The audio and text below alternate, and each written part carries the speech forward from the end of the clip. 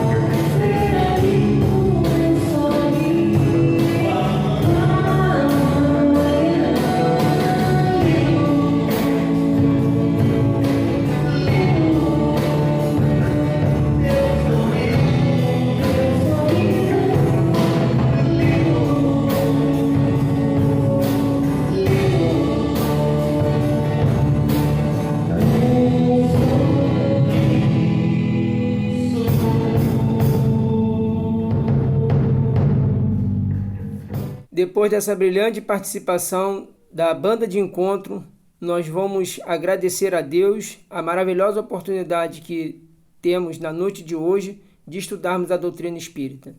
Sendo assim, Vamos elevar os nossos pensamentos, unir os nossos sentimentos e agradecer, Senhor, por mais essa oportunidade que teremos na noite de hoje de estudarmos a nossa doutrina espírita através das nossas redes sociais.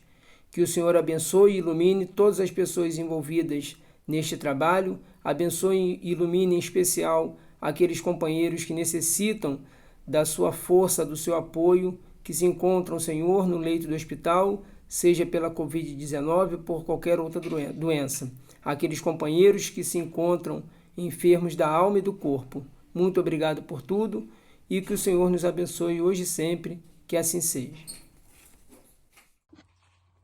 Boa noite, eu sou Júlia Vasconcelos, do Grupo Espírita Missionários da Luz, e para dar continuidade à nossa noite, vamos chamar aqui agora Rosália Romão para falar sobre o tema A Mulher Adúltera, Nem Eu Também Te Condeno.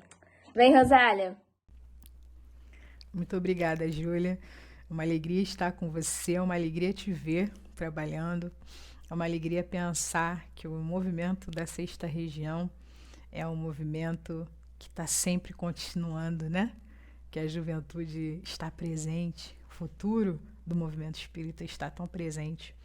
Ver a Júlia trabalhando, ver a Giovana trabalhando, ver a Sara trabalhando, utilizando a sua voz, utilizando os seus corpinhos, dançando, levando o Evangelho de Jesus para o cotidiano, vivenciando o movimento espírita em todas as partes. É muito bom acompanhar essas meninas e é muito bom a gente perceber que não se encerra, né? Que o movimento espírita terá continuidade, porque a gente tem tantos jovens que estão atuando para o movimento hoje. Pensar que o movimento da Sexta Região tem mulheres fortes, mulheres corajosas, mulheres amorosas, mulheres decididas. Em Santa Cruz nós temos um grande trabalho com a juventude espírita e capitaneado pela Rosileia Vasconcelos, uma grande líder na evangelização juvenil. Nós temos o trabalho com a comunicação tão bem feito pela Érica Ueoca, né, que tanto nos orgulha ao passar pelos lugares, as pessoas falarem do trabalho que a Érica Ueoca desenvolve. Pensar que a nossa juventude espírita da Sexta Região teve como uma mulher bastante amorosa e afetuosa, chamada Heloísa Helena, atuando ativamente em Campo Grande. Pensar que esse movimento de evangelização infantil também tem como uma baluarte no bairro de Bangu uma grande mulher, Judite Garuzzi, e que a arte que nos emociona, que nos arrepia, que abre tantas portas e que é uma maneira tão bonita de nos educarmos espiritualmente, é aqui bem divulgada por Lília Rosa, por Marielza Tiscati e pela nossa maestrina Carla Giori, companheiras tão queridas, contemporâneas nossas, que levam o Evangelho de Jesus com um toque feminino e que nos fazem pensar à luz do Espiritismo, no despertar de Allan Kardec, que esteve ao seu lado o tempo todo, uma mulher, Amélie Gabrielle Boudet, que desperta para a posição da mulher na sociedade, não atrás de um grande homem, mas ao seu lado, ao peregrinar pelas casas espíritas nascentes, no livro Viagem Espírita. As companheiras médios de Kardec, adolescente, a participação da senhora Jafé, de Hermance Dufour, tantas mulheres presentes na codificação, tantas irmãs como Rosália, que fala muito bem sobre a caridade no Evangelho segundo o Espiritismo, as companheiras atentas espirituais como Joana de Ângeles. O Espiritismo ele nos traz informações preciosas e atemporais sobre estar mulher na Terra, sobre o nosso compromisso com o feminino na Terra, trazendo para nós, inclusive, na lei de igualdade, a diferença entre igualdade e equidade, que o século XXI volta a beber dessa fonte cientificamente. O Espiritismo propõe que a nossa igualdade é espiritual e a equidade é uma conquista diária. A igualdade, portanto, seria o merecimento, aquilo que a gente merece, ser olhado com igualdade por todos os seres. E a equidade vem nos explicar resumidamente aquilo que nós precisamos. Numa sociedade grandiosa, cheia de riquezas, uma imensa fauna e flora, como a brasileira, muitos corpos ainda não têm o direito de existir na nossa sociedade. O olhar equitativo, aquilo que você precisa para existir, é muito importante para que o olhar igualitário venha em sua plenitude e você seja olhado na sua integralidade. O Espiritismo nos dá uma bandeira para que nós hasteemos por todos os lugares por onde nós passarmos. A bandeira da existência de Deus, a bandeira da imortalidade da alma, a bandeira da comunicabilidade com os espíritos, da possibilidade da gente se conectar com aqueles que vieram antes de nós, a possibilidade de habitarmos muitos mundos. É uma bandeira tão forte, meus amigos. Fica aqui o convite inicial para que nós reflitamos sobre o nosso estar no mundo sem nós esquecermos da imortalidade da alma. Lançar o olhar para cada irmão que nos chega, para cada irmã que nos chega, como um espírito que precisa de amor para crescer, para florescer. Então, diante desse jardim florido, né, da nossa região, de Judite Garuzzi, a Sara, a Júlia e a Giovana, fica o nosso agradecimento por todas as mulheres da nossa região que assumiram um papel e disseram presente. Mas fica também o nosso compromisso com as mulheres que são violentadas a cada 2 horas no nosso país. Mulheres vítimas da violência, mulheres vítimas do machismo, cada vez mais dentro das nossas casas espíritas. Não poderia fazer essa reflexão com vocês sem pensar na jovem Vitória Melice, de 22 anos, uma jovem espírita, trabalhadora atuante, participante do Polo 10 de Comerge, que infelizmente foi vítima de feminicídio. Um jovem em desequilíbrio, infelizmente, a assassinou. Nós precisamos falar sobre violências sofridas contra as mulheres, porque essas violências estão cada vez mais próximas de nós, cada vez mais dentro das nossas famílias, cada vez mais dentro da nossa casa espírita. Pensar em empoderar mulheres para que elas se tornem muito maiores do que elas são agora, também é um objetivo da doutrina espírita. Também é o objetivo do cristianismo. Nos textos sagrados, nós vemos a presença de uma série de mulheres, algumas com nome: Marta, Maria, Maria Madalena, Maria, mãe de Jesus. Muitas mulheres anônimas, a que lava os pés de Jesus, a samaritana, e a que nós conversaremos essa tarde fraterna, a mulher adúltera. A mulher adúltera, ela está no Evangelho de João, que é o meu preferido, confesso para vocês. O João, ele é o mais próximo, né, da vivência cristã ali, contemporânea, e o João também é aquele que fala afetivamente, né, que observa não só a efetividade das passagens de Jesus, mas o afeto que está presente. É de João a expressão Deus é amor, e é de João também a expressão aquele que não ama está morto. Vivenciamos o amor de Jesus nessa tarde, que é uma tarde que se propõe leve, mas com bastantes reflexões sobre a mulher e a sua condenação prévia na terra há muito tempo. A época de Jesus, João, no capítulo 8, é importante a gente destacar historicamente que essa passagem de 1 a 11, ela não está presente no Evangelho de João, pelo menos até o século II. Então, nós não temos certeza ainda historicamente se foi retirada, né, e depois descobriram a passagem original e colocaram, ou se ela foi colocada depois. É um texto que não é de João, mas foi atribuído a João.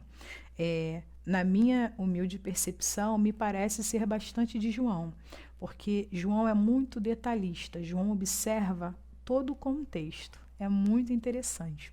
Então, a partir de São Jerônimo, no século XII, a mulher adúltera, os versículos 8, capítulo 8, versículos 1 a 11, eles foram inseridos no Evangelista João. Vamos seguir na íntegra. E eu gostaria de dizer para vocês que eu tenho um vizinho chamado Heitor, ele tem 4 anos, e ele adora imitar dinossauros. Então, se vocês ouvirem um gritinho de criança, é o Heitor virando dinossauro, tá bom? Então, vamos lá. A mulher adúltera.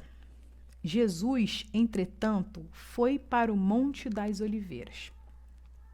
De madrugada, ele voltou novamente para o templo, e todo o povo ia ter com ele. E assentado os ensinava. Os escribas e fariseus trouxeram à sua presença uma mulher surpreendida em adultério, e fazendo-a ficar de pé no meio de todos. Disseram a Jesus: Mestre, essa mulher foi apanhada em flagrante adultério.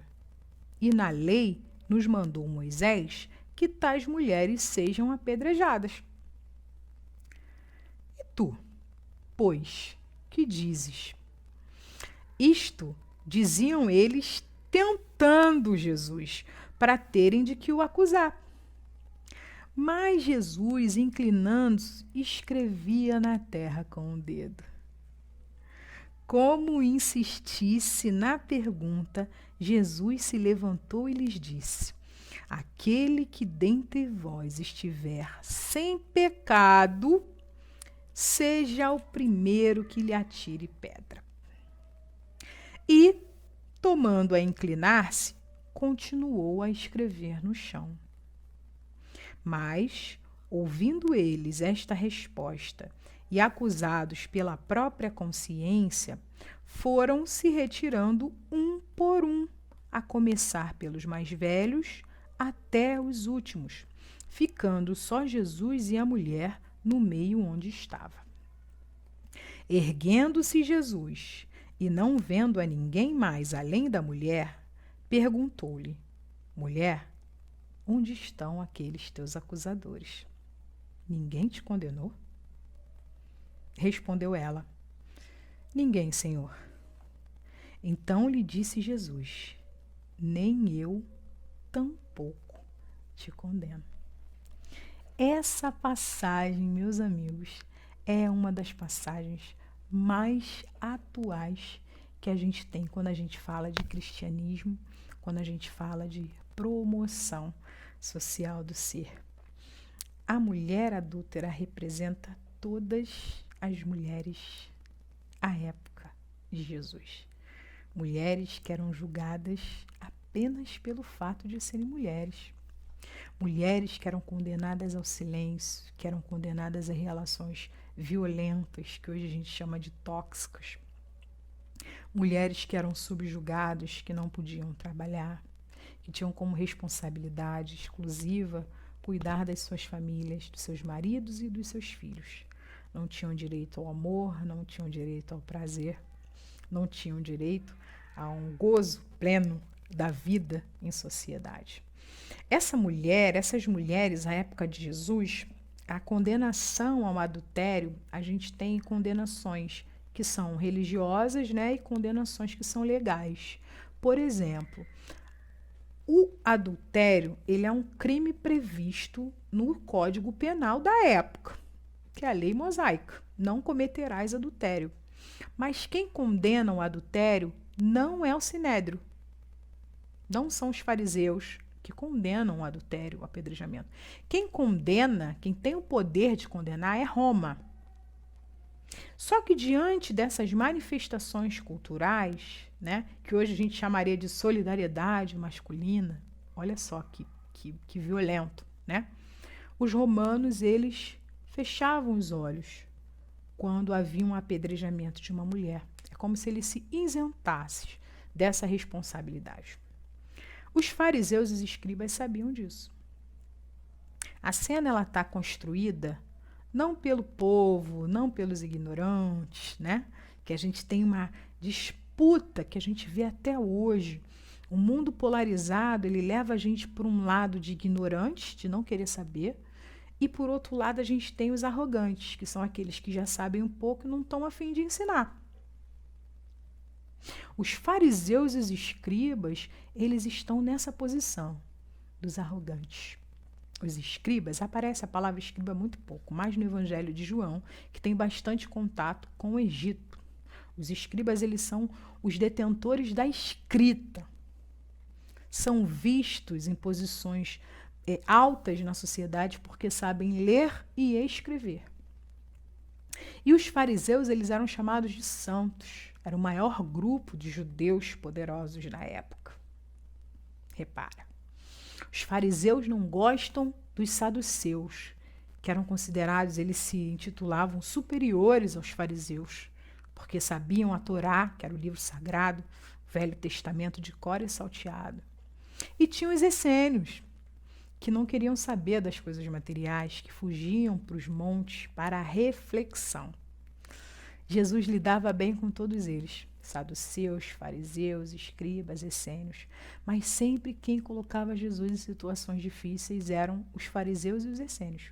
Por isso que a grande quantidade das parábolas de Jesus, ele está também se referindo no contexto para fariseus e escribas, que são aqueles que conhecem as leis, mas não as praticam. Olha que interessante. Então a gente tem na cena, como coadjuvante, um grupo de pessoas ignorantes, não conhecem as leis, mas se acham no direito de julgar o outro sem entender o contexto, sem ser advogados, sem ser juízes, se acham no direito de julgar o outro. Na sua fraqueza, na sua impossibilidade, são os ignorantes. E nós temos os arrogantes, que são os profundos conhecedores das leis dos homens, profundos conhecedores das leis de Deus, mas não as praticam. As leis dos homens, elas estão escritas nas tábuas da lei.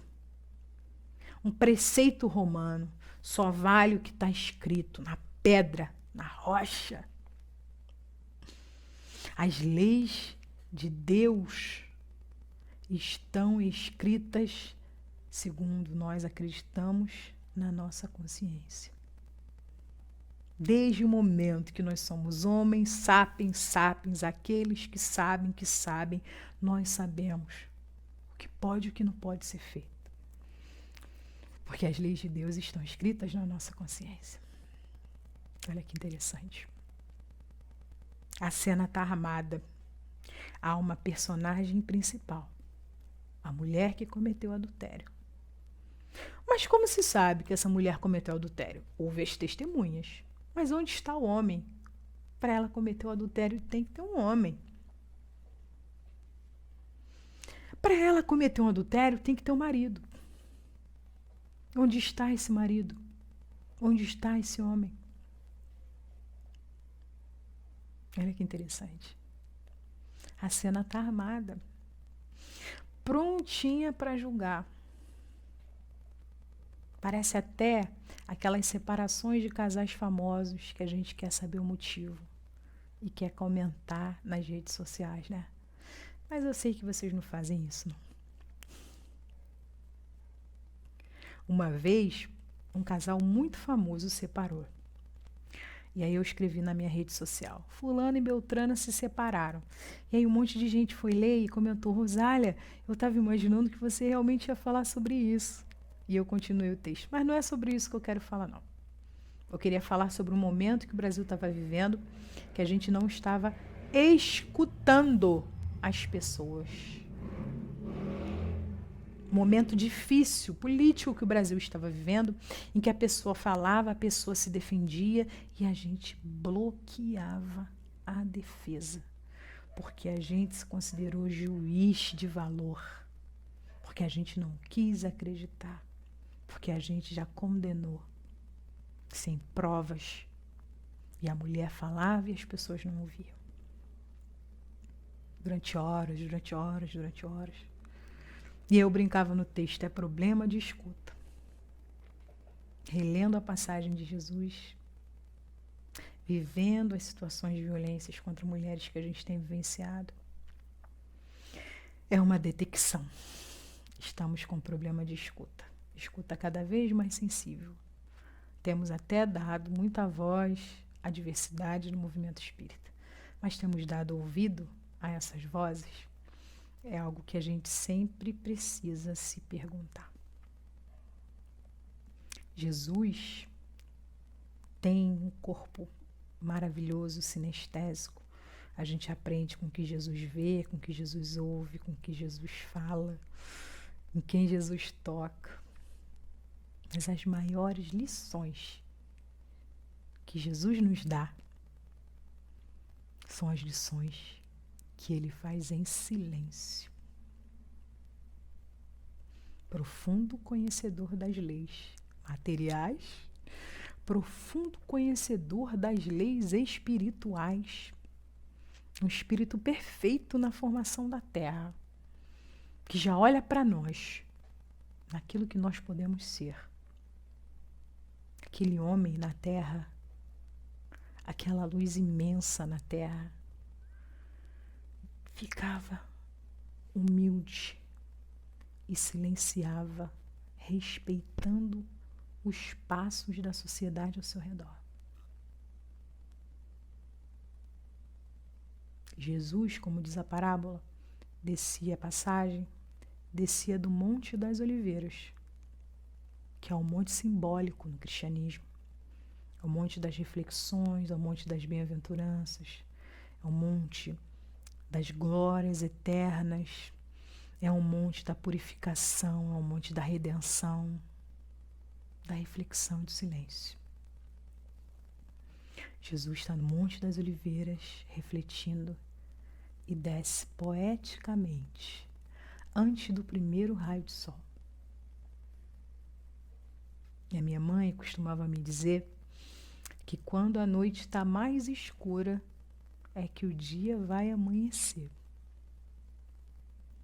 Jesus desce na escuridão da noite, antes que o recomeço aconteça, na profundidade das nossas relações e da nossa crueldade humana. Acontece o movimento antes que o dia amanheça ao julgamento, antes da possibilidade da pessoa repensar a sua atitude. Nós já estamos condenando os juízes de valor. Aquela mulher era jogada na frente de Jesus. As pessoas aglomeram, esperam a cena acontecer, a violência acontecer. A mídia da época explode, todo mundo está presente, crianças e velhos. Não se fala em mulheres, mas provavelmente algumas mulheres presentes também. Provavelmente algumas solidárias, sofrendo, e outras condenando, com medo de serem as próximas. Aquela mulher jogada, abandonada pelo seu marido, pela sua família, jogada, anônimos a condenando. Nenhum formado em direito, mas todos formados em condenação do outro. Jesus senta. Ele não fica em pé encarando as pessoas. Ele senta para observar a cena. Aquela grandeza espiritual imensa, uma presença magnética que envolve toda a terra em amor, senta para acolher aquela que está em sofrimento. Colocar nas relações a misericórdia. Percebe aquele coração em miséria. Percebe o sofrimento e a autocondenação daquela mulher. Na época de Jesus, se você não é flagrada em adultério, mas desconfiam que você é uma adúltera, te levam ao templo, te dão uma bebida com o pó do templo. E aí você bebe, se você engasgar, você cometeu adultério. Ou seja, mesmo as que não fizeram, são condenadas.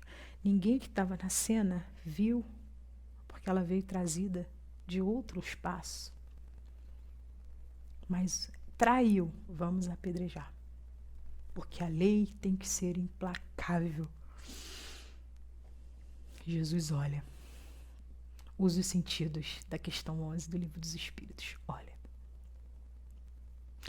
observa a cena. Olha para todas as pessoas. Os fariseus e os escribas, bastante atentos e profundos conhecedores das leis, falam: o que faremos? E colocam Jesus numa cilada pedagógica. Se Jesus propõe um apedrejamento, estaria contrário à lei de Deus e a favor da lei dos homens. Se Jesus não propõe um apedrejamento, ele está a favor da lei de Deus, mas contrário à lei dos homens. Eles foram ardilosos na cilada. Se esse homem for o Filho de Deus mesmo, ele vai saber o que fazer agora. Jesus, mais uma vez, utiliza afetuosamente os seus sentidos.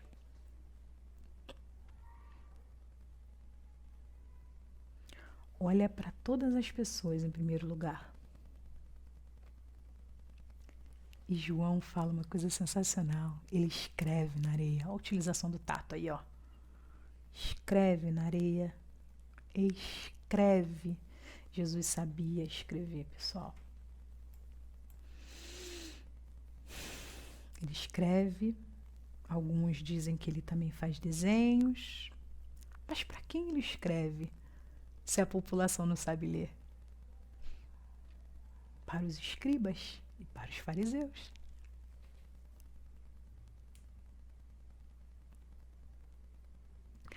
Os arrogantes estão de frente a um filho de carpinteiro que sabe ler e escrever. Se assustam. E aquela mulher ainda incomodada, isolada.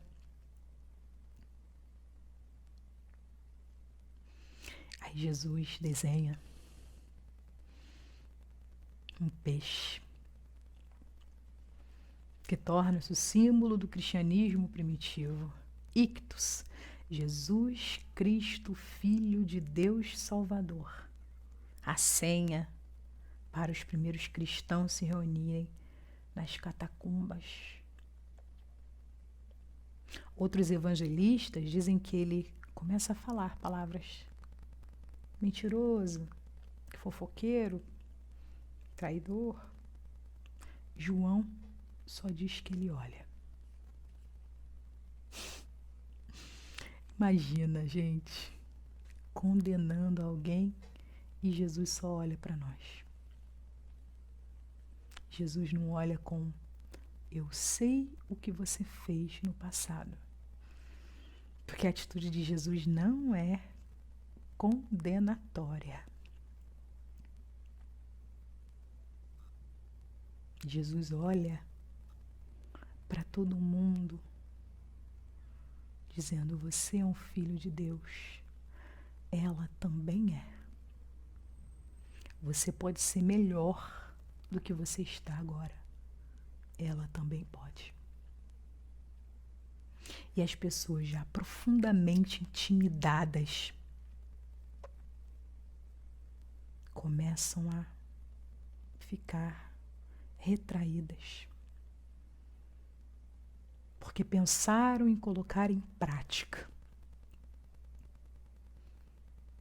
a perspectiva de uma lei punitiva.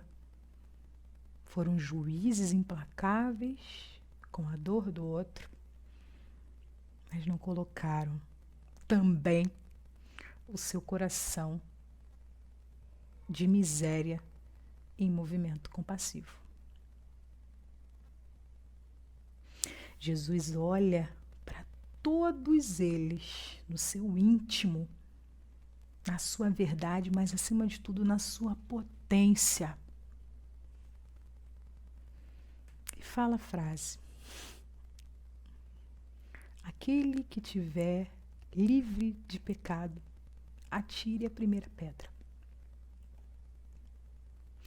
Meus amigos, há tantos simbolismos nessa passagem. Escrever na areia é escrever no pó. Aquele pó que condena, aquele pó que é bebido para comprovar o adultério, o vento leva. É instável, é temporal. Atire a primeira pedra, é a lei mosaica. Não cometerás adultério. Atira. Se você realmente se considera um juiz completamente sem comprometimento, atira. Aquele que estiver livre de pecado. Pecare. Errar o alvo. E sempre que a gente erra o alvo, a gente está tentando acertar. São as experiências da vida. Equívocos são experiências da vida. Atira. E João continua dizendo: saem os mais velhos, depois os mais novos, e eu posso apostar com vocês, meus amigos. Apostar com vocês. Os últimos, antes das crianças saírem, foram justamente os fariseus e os escribas. Eles não foram os primeiros, porque do alto da minha arrogância, do meu profundo conhecimento das leis, eu posso ser um julgador. Mas Jesus estava falando além das leis físicas. Jesus estava falando da lei de Deus. Escrita na nossa consciência. Pronta para florescer, pronta para frutificar. As sensações de justiça, de liberdade, de igualdade. As leis morais, regras do bem proceder e o bem proceder em qualquer tempo. Jesus é maravilhoso, pessoal. Aquelas pessoas vão embora e a mulher olha para Jesus maravilhada e ela fala: meu Deus, eu não estou acreditando. E ele diz, olhando para ela, olha só, depois de utilizar a visão, olhando para todos e colocando todos em pé de igualdade, como filho de Deus espiritualmente, todos em pé de igualdade, como inequívoco materialmente, nivelados. Merecimento, igualdade. Ele olha para aquela mulher em equidade. Do que você precisa? Do que você precisa? Depois de utilizar o seu paladar, falando aquele que tiver livre de pecados que atire a primeira pedra. Depois de utilizar o seu tato, a escrever na areia, ele vai utilizar o sentido da audição. Ele para ouvir a mulher. E ele diz: mulher, alguém aqui te condena? E a mulher está muito surpresa, gente. Imagino como deve ser bom você estar num ambiente sem julgamentos. Depois de tanta dor e da certeza de que você vai partir da maneira mais violenta, há um ser que é só amor olhando para dentro de você e te perguntando: alguém aqui te condena?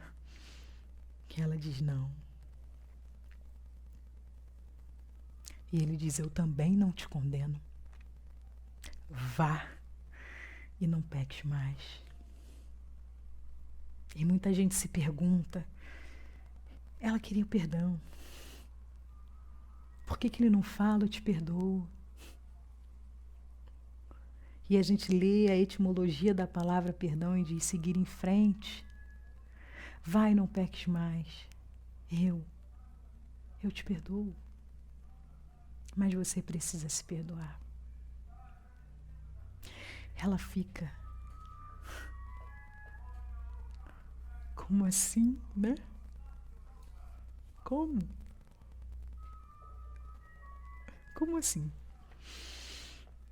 E a gente vê a bibliografia espírita de uma maneira emocionante, que após esse diálogo de Jesus com a mulher adúltera, ela vai ao seu encontro em uma noite e explica para Jesus, né? A gente vê isso no livro Pelos Caminhos do Amor. Se não me engano, é Pelos Caminhos do Amor. Pelos Caminhos do Amor, de Amélia Rodrigues. É um dos meus preferidos da bibliografia espírita. Ela vai ao encontro de Jesus e conversa com Jesus sobre a sua vida. Ela diz que casou-se por amor, o marido era muito dedicado, uma pessoa muito bacana, mas que muito rapidamente ele sucumbe aos vícios, a bebidas, a festas, a traições. Porque é muito importante a gente dizer que um homem, pelas leis mosaicas, ele só era condenado ao adultério se ele se deitasse com uma mulher casada. Ele nunca cometia o adultério com a sua mulher, ele cometia um adultério quando ele traía um outro homem, né? Isso está em Deuteronômio, no capítulo 22, versículo 22. Então é muito importante a gente dar esse destaque ao machismo como violento, e como atinge a todos os grupos sociais da época. Ela vai ao encontro de Jesus, conversa sobre as características positivas do seu marido, conversa sobre as transformações violentas do seu marido, e ela diz que esse outro homem aparece oferecendo para ela o amor e o carinho que o marido não oferecia há um tempo. Ela reconhece os seus equívocos, reconhece a traição. E Jesus olha para ela e fala uma das frases mais bonitas dos livros de Amélia Rodrigues. Quando ela conta da sua dor, de tudo que levou até aquele momento transformador da vida dela, da dor mais profunda, Jesus diz para ela assim: há sempre um lugar no rebanho do amor para as ovelhas que retornam e desejam avançar. Há sempre um lugar no rebanho do amor para as ovelhas que retornam e desejam avançar. Ela sai do encontro com Jesus e vai peregrinando. Caminha, à procura de trabalho, à procura da sua redenção pessoal. E há 10 anos, após a conversa com Jesus, nós a vemos na cidade de Tiro. Era outono. As folhas caindo, o recomeço caracterizado do outono, a brisa suave, a esfera leve, o trabalho realizado no bem. A mulher está na cidade de Tiro, acompanhando pessoas muito adoecidas, muito machucadas, algumas com a sanidade mental comprometida, outras em cegueira. Ela vai auxiliando a todos os seres que passam por ela. Chega um homem, maltrapilho, barba grande, cabelo desgrenhado, muito magro, queimado de sol, com uma sanidade um pouco alterada. Ele deita em seu colo, ela começa a auxiliá-lo e ele conta a sua história. Que há 10 anos atrás cometeu um grande erro, ser violento com a mulher que mais amava. Que há 10 anos atrás ele permitiu que essa mulher fosse cruelmente julgada pela sociedade.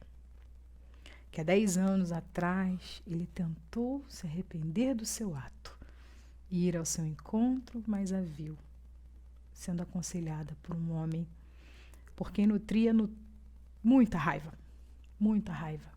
porque a partir da conversa com aquele homem, a mulher da sua vida sumiu. E ele ficou peregrinando por muitos e muitos anos em busca do perdão daquela mulher. Ele estava arrependido das suas atitudes. Ele estava arrependido do seu pré-julgamento. Ele estava arrependido da sua posição de privilégio que fez com que a violência não o atingisse. E aquela mulher, nutrida de profundo amor, nutrida de um imenso perdão, olha para aquele homem e diz: há sempre um lugar no rebanho do amor para aqueles que retornam e desejam avançar. Meus amigos, diante de um momento de crise, pensemos em Jesus. Diante de uma situação difícil, de profunda discriminação, de violência, pensemos em Jesus, que trabalhava no silêncio, que refletia sobre os processos, que acreditava no amor. A mulher adúltera é cada um de nós que pede socorro no mundo em que a doença, que a desolação, que a descrença tem vindo cada vez mais à superfície. Façamos parte desse rebanho. Desejemos avançar. Aprendamos com todos os corpos com quem nós convivemos nessa encarnação, que é um presente, mas também dizer presente para Jesus hoje é a nossa verdadeira missão. Um grande beijo, meus amigos, um salve a todas as que estão mulheres hoje no movimento da Sexta Região, um salve a todos os homens comprometidos com a luta pela equidade e futura igualdade de todos os seres da Terra. Sigamos juntos. Fiquem com Deus e até o nosso próximo encontro.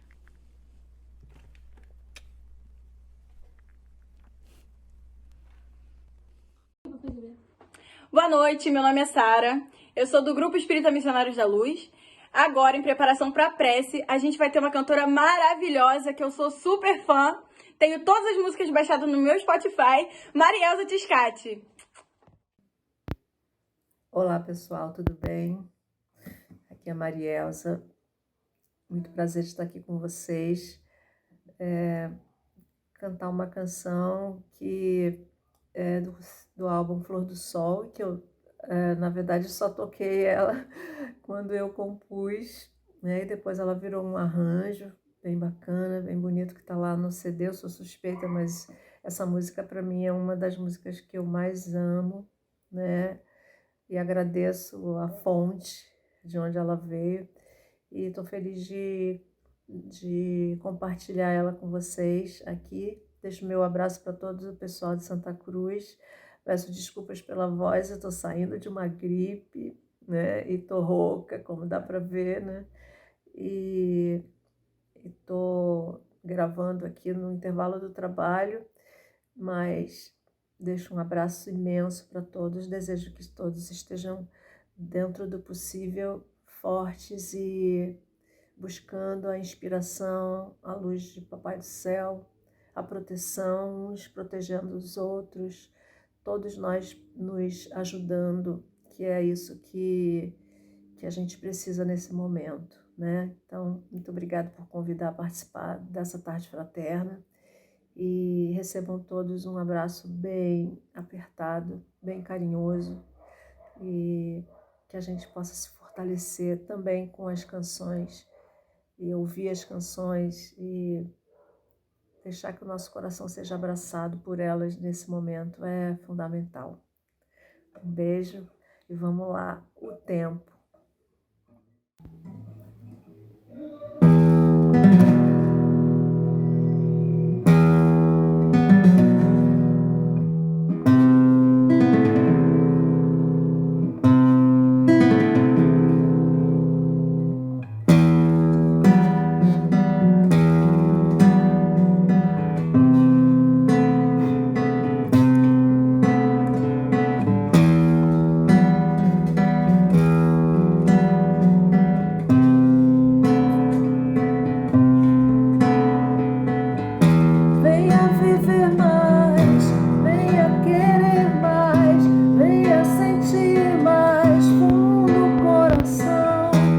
venha ver além desse imenso véu que trancafiou a emoção.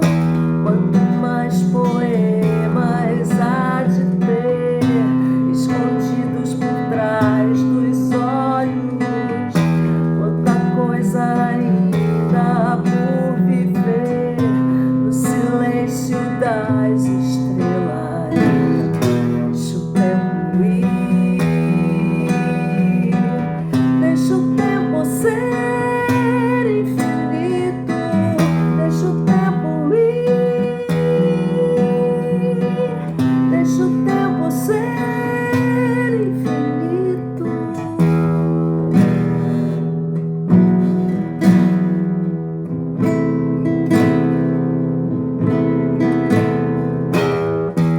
Venha se dar mais, venha confiar, deixa já daí do castelo, deixa o sol entrar, deixa o vento zunir e água passar entre os dedos. Olhe por aí, veja se não tem uma flor teimosa rompendo o chão.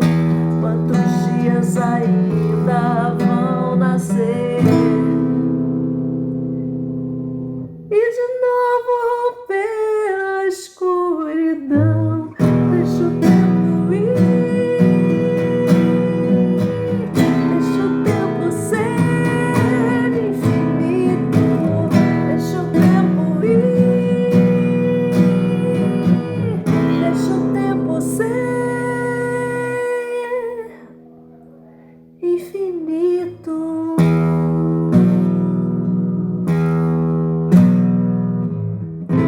Infinito.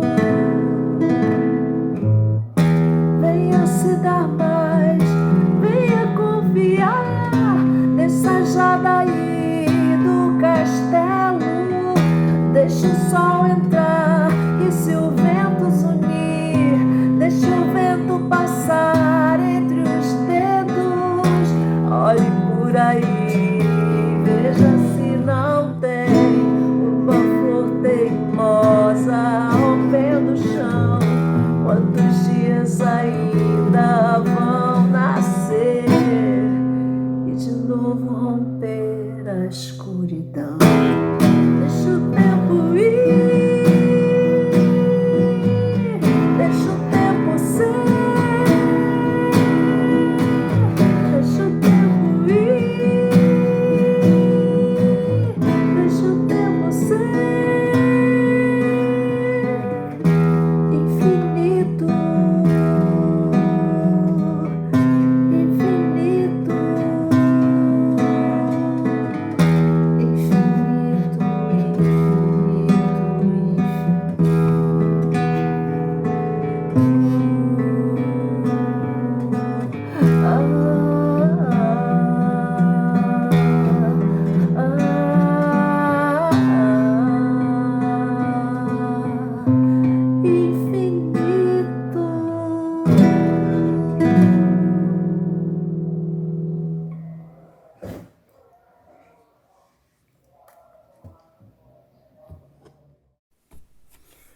Vamos encerrando a nossa tarde fraterna, vamos à nossa prece de encerramento.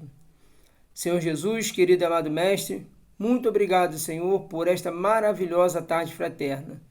Que o Senhor abençoe e ilumine todas as pessoas envolvidas, Senhor. Nossa companheira Rosália, que continue estudando, se aperfeiçoando, para que toda vez que for convidada, possa nos encher, Senhor, com esse banquete espiritual. Nossa companheira Marielza Tiscati, que tão brilhantemente trouxe essa canção maravilhosa para nós, que há muitos anos, Senhor, com a sua voz vem nos encantando. A banda de encontro, essa banda maravilhosa do movimento espírita, que tanta alegria traz ao nosso movimento, aos nossos jovens, através dessa alegria, dessa música. As meninas, Senhor, que me ajudaram nessa direção, que elas continuem no caminho do bem, estudando cada vez mais, se aperfeiçoando, para que todas as vezes que forem convidadas possam, Senhor, fazer o que elas sabem fazer de melhor, que é trazer essa alegria, essa simpatia, essa beleza tão importante para o nosso movimento espírita. Muito obrigado por tudo. Fique conosco, Senhor, hoje, agora e sempre, que assim seja. Muito bem, meus queridos, chegamos ao final. Esse foi só um gostinho do que será a Tarde Fraterna do mês de agosto. Se vocês se encantaram com a participação especial das 3 meninas, Sara, Giovana e Júlia, imaginem vocês uma Tarde Fraterna toda feita pelos jovens, tanto na parte de direção, quanto nas participações artísticas e também do estudo. E esta oportunidade nós teremos na próxima Tarde Fraterna de agosto, onde estaremos fazendo o encerramento do mês do jovem. Toda a direção, todo o estudo, toda a parte artística será feito pelos jovens. Então, abaixo aí segue o nosso cartaz já de divulgação e um beijo no coração de todos vocês. Até a próxima Tarde Fraterna, no primeiro domingo de agosto, às 18 horas. Beijo para todos.